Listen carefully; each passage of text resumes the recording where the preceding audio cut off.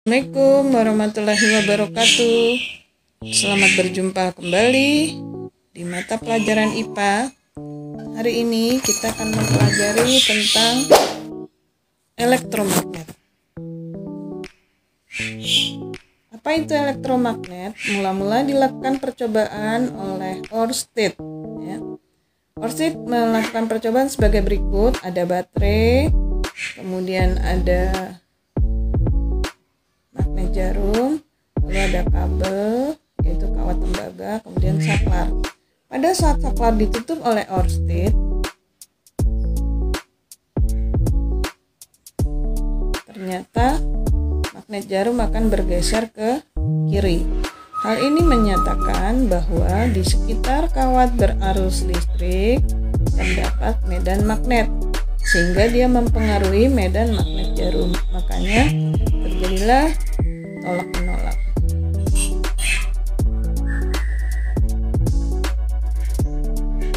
Untuk mengetahui arahnya, kita menggunakan kaidah tangan kanan, di mana 4 jari menyatakan arah arus listrik dan ibu jari menyatakan penyimpangan kutub utara magnet jarum. Penyimpangan kutub utara di sekitar kawat berarus listrik kita tentukan tadi dengan menggunakan kaidah tangan kanan. Selanjutnya, medan magnet di sekitar kawat berarus listrik. Dalam hal ini kawatnya lurus ya. Nah, di sini kita menggunakan kertas kardus atau kardus, lalu ditaruh magnet jarum sebanyak 6 buah. Pada saat saklar kita tutup, nah arus listrik mengalir, maka magnet jarum akan bergerak. Hal ini menyatakan bahwa ada medan magnet di sekitar kawat yang berarus listrik tersebut. Makanya medan magnet jarum terganggu, ada gaya tolak-menolak. Bagaimana menentukan arahnya? Juga menggunakan kaidah tangan kanan, hanya tangan kanan kita nanti menggenggam. Ya. Kalau tadi arah arusnya kita pakai 4 jari, sekarang arah arusnya adalah menggunakan ibu jari. Nah, lihat, ibu jari arah arus, 4 jari arah medan magnet. Ya. Maka ketentuannya sebagai berikut, kita lihat lagi. Arah arus listrik ditunjukkan oleh arah ibu jari.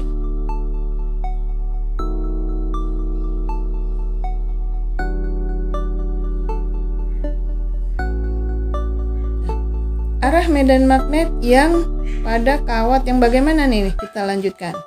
Tadi kawat lurus, sekarang kawatnya kalau dibikin lingkaran atau melingkar. Lihat kemari. Nah, kawat melingkar ini kita hubungkan dengan sumber arus atau baterai. Kemudian, nah arus yang mengalir seperti itu apabila diletakkan kaidah tangan kanan sama, arah arus dengan ibu jari, 4 jari menyatakan arah medan magnetnya.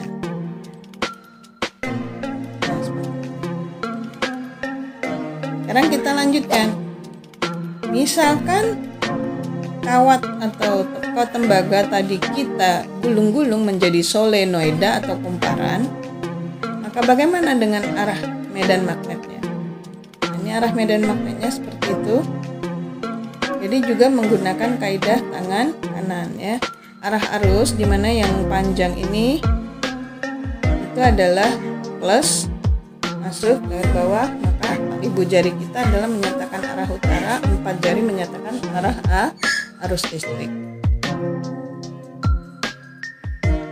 Cara memperkuat kemagnetan pada elektromagnet ya. Yang pertama, tentulah kita menambah jumlah lilitan.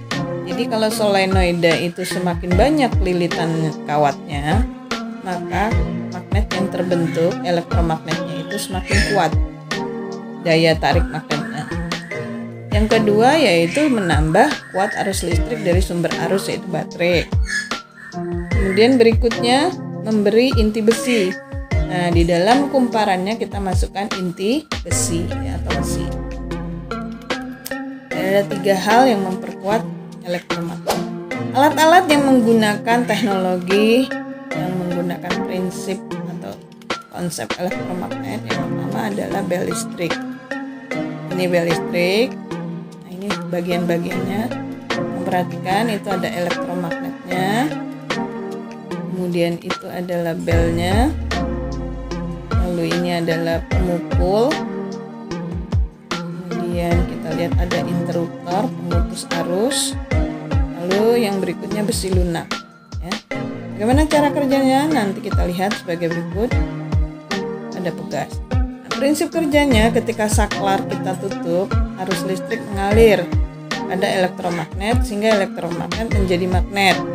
Lalu besi lunak tertarik dan pemukul bel memukul bel menghasilkan bunyi. Saat besi lunak tertarik, dia akan memutuskan arus. Ya. Arus terputus pada interruptor sehingga elektromagnet tidak jadi magnet lagi. Namun pegas mengembalikan posisi lunak. Besi lunak kembali lagi ke atas, didorong lagi menyentuh interruptor, arus listrik mengalir. Kemudian pemukul bel bisa memukul bel karena elektromagnet kembali lagi menjadi magnet. Selanjutnya telepon. Ya. Telepon ini juga menggunakan prinsip elektromagnet. Ya. Kita lihat di mana elektromagnetnya. Ini ada mikrofon, ada telepon. Kalau mikrofon tempat untuk berbicara, telepon tempat untuk kita mendengar, ya. Diafragma aluminium, kemudian ada kotak karbon, lalu serbuk karbon, kemudian ada magnet, batang,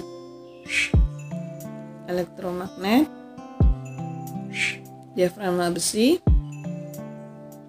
Jika orang berbicara, maka orang yang di tempat lain bisa mendengar suara.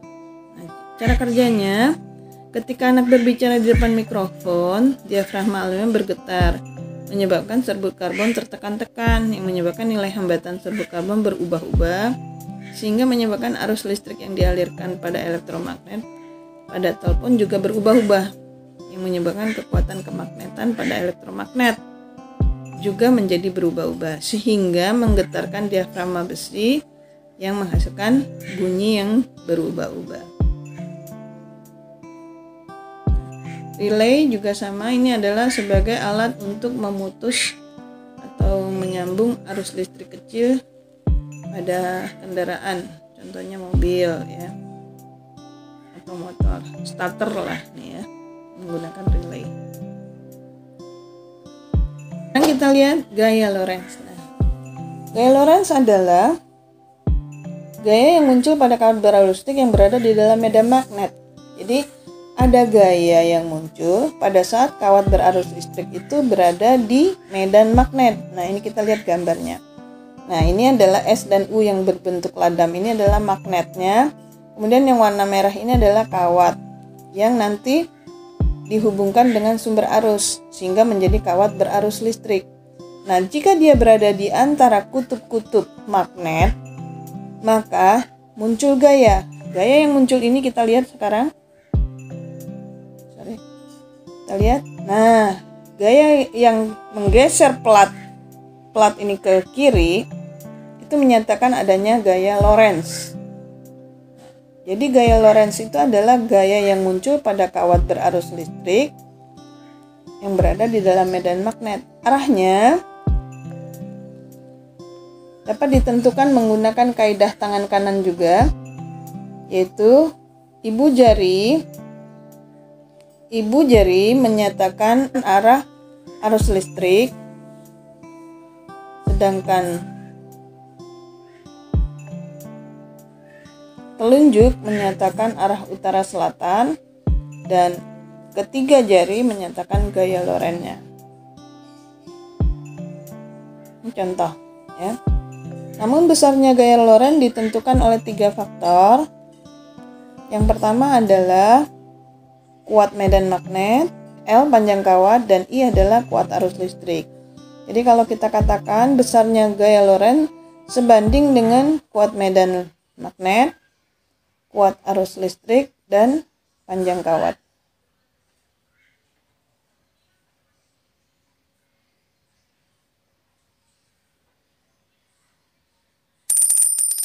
Alat-alat yang menggunakan prinsip kerja atau prinsip gaya Lorentz, yang pertama adalah contohnya motor listrik.